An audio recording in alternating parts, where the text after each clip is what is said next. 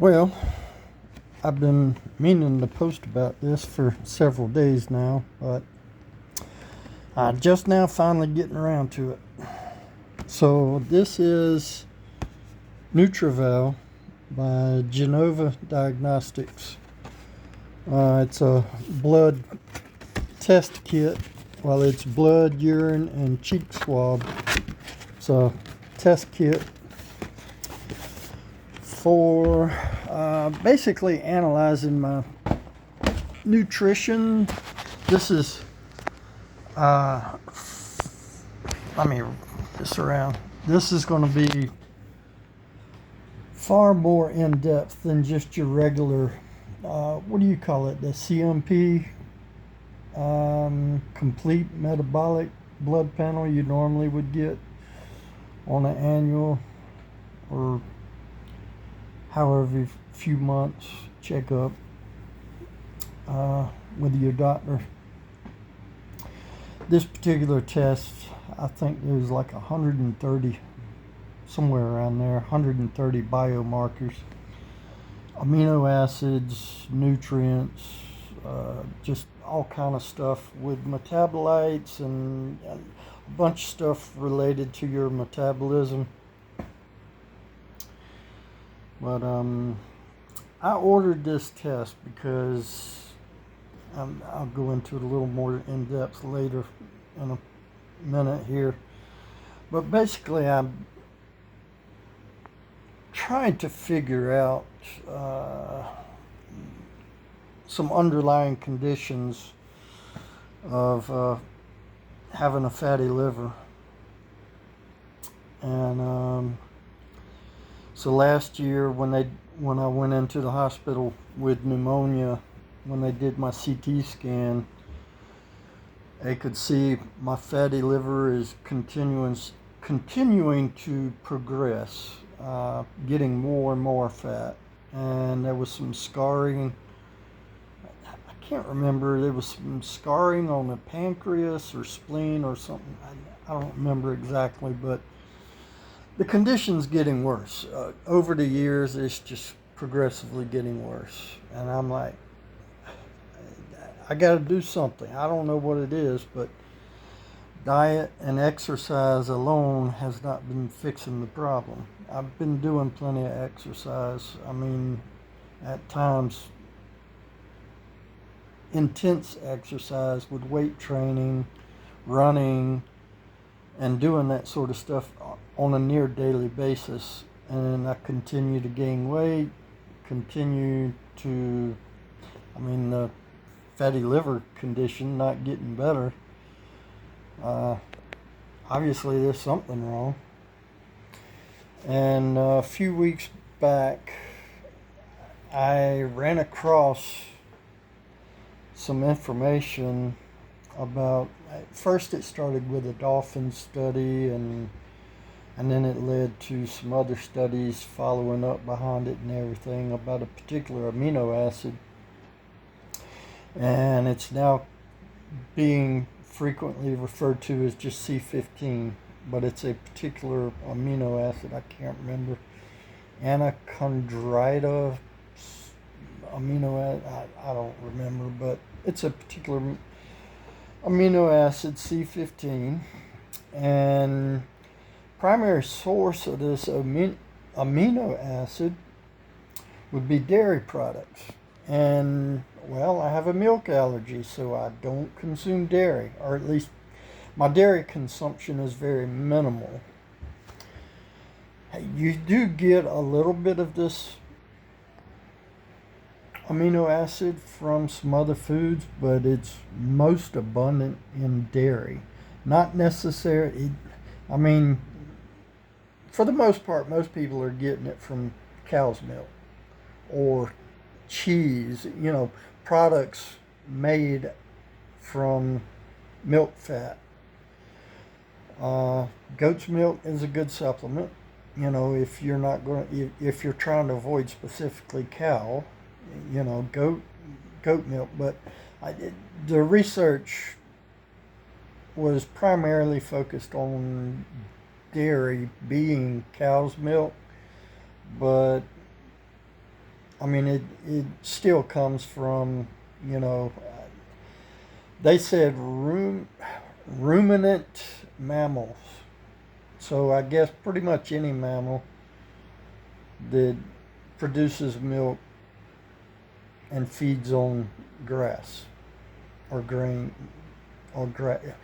One of the studies I read, I mean, because I read several of them, and one of the studies looked at multiple mammals, and they also looked at the difference between grass-fed and grain-fed, and there was significant difference in the percentage or content, higher content of the C15 in grass-fed compared to grain-fed. So grass-fed had a higher concentration of the C15. Now, you do get the C15 from eating the meat of these animals. You also get drastically less, but you do get some from eating fatty fish like salmon, tuna, mackerel, and even much, very minute amounts you'll get from certain other products like, you know, some vegetables, not many, some fruits, but not many. And we're talking about reductions in the hundreds of times. In other words, milk is hundreds of times greater concentration than some of these other, they're just trace amounts.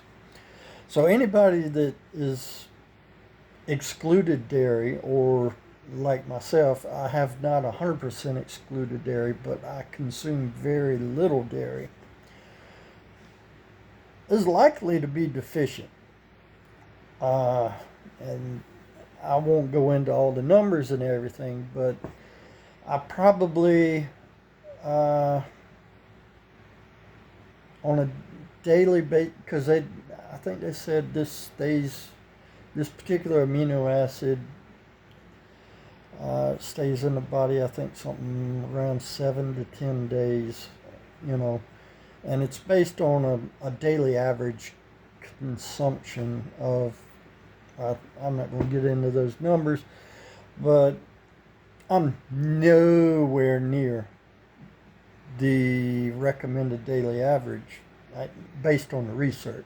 Now, this is not stuff that is part of mainstream healthcare. This is emerging science.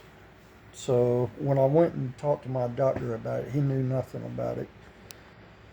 And he said, you know, that's one of the quirks with emerging sciences is, you know, it can take 20, 30 years downstream before, you know, as they're learning this stuff, before it gets into the curriculum and then gets into down to the daily physician practice. You know, 20, 30, even 40, 50 years, you know, before it gets mainstream.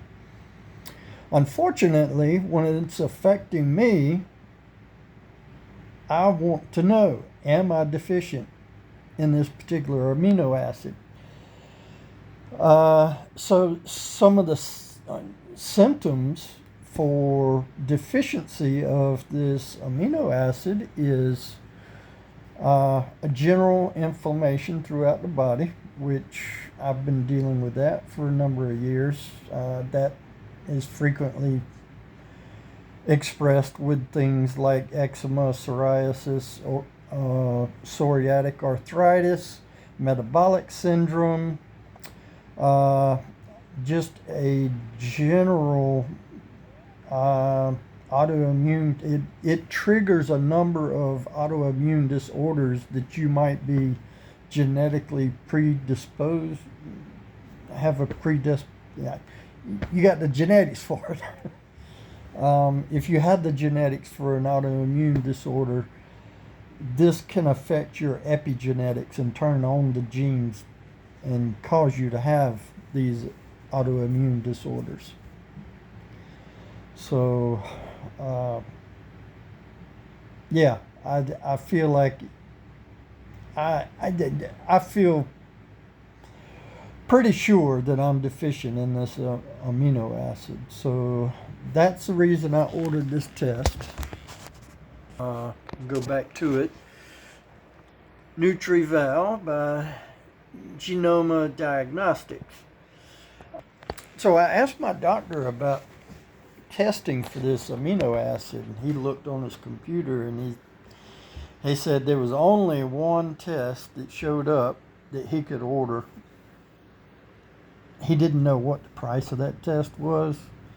He said, but to do it through his office, and that he didn't have a legitimate reason to claim insurance-wise for this test, because this is not standard practice health. It would be a shot in the dark. Chances are insurance is going to deny the claim, and I'd end up having to pay for it out of pocket. And he was concerned if it was a rejected claim and then I was doing it through the hospital, it was probably going to be $1,000 or more just for that one test. And so I was like, let me see what I can find out. So I found basically 3 tests that would tell me the answer. One test was basically $200 for the one single biomarker. I was like, I don't like the idea of a single biomarker test. I think you need to have a multitude of biomarkers taken at the same time to really get a good broad spectrum picture. So the next test up is this one that I bought, and it's $500 roughly. It's a little less than $500, but roughly, by the time I paid taxes and shipping and everything, it's right at $500. And then the next test up, I think, was something like $1,200 or $1,300, and I said, I'm not doing that, but I'll do the $500 one reluctantly. I mean, I did chew on that idea for a couple of weeks before I bit the bullet and ordered the test. I was like, my health is worth it. So, but yeah, I'm looking for. So I'm doing this test on Monday. So this week, in prep for that test, no medications, no supplements, not even antacids, no pain relievers, nothing. And I've been putting in these extra hours at work. I've been spending long days on my feet. I already have foot problems, and now I'm dealing with extra hours on my feet. And I can't take any pain medication. This is a rough week.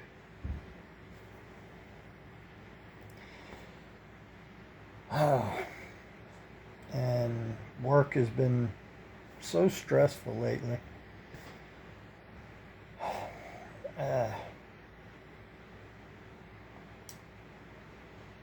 Yeah. Anyway. So, that's my week. I'm hoping after this test, I'll have a more positive direction on where to go and what to do about it.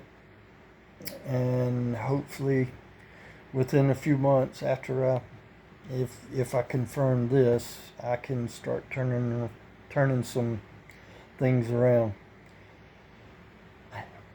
That's what I'm hoping anyway. And hopefully my health will start getting better.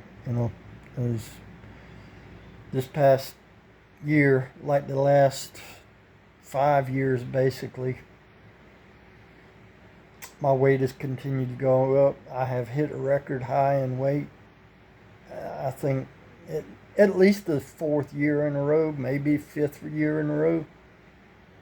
Despite going to the gym and doing regular workouts, lifting weights, running, all the, cutting back on my diet, working on my eating better, more fruits and vegetables and less, all the carbs and all that sort of stuff. Trying to be more health conscious with my food and everything. and all that exercise, and yet I still keep hitting record high weight. And I know most people look at me and they say, oh, you don't have a weight problem, this, that, and the other. If that's the way you feel about it, I beg you, if that's the way you feel about it, Google this term, skinny fat. I know I am not what most people would consider as fat. I'm not saying I'm fat. I have a lot of visceral fat. That's where the fat infiltrates your organs. And this is what happens with metabolic syndrome. Your body chemistry starts storing fat in places fat doesn't belong. That's skinny fat. That's what I have. That's why I'm concerned. When I talk about fat, I'm not talking about overall body weight so much as fat in the midriff, visceral fat, fat that is invading my organs. That's the kind of fat that I'm concerned about. That's the kind of fat I'm dealing with. And that's the kind of fat that kills skinny people. So if you want to, come back at me and say, oh, you're not fat, before you say that, Google skinny fat. What is skinny fat?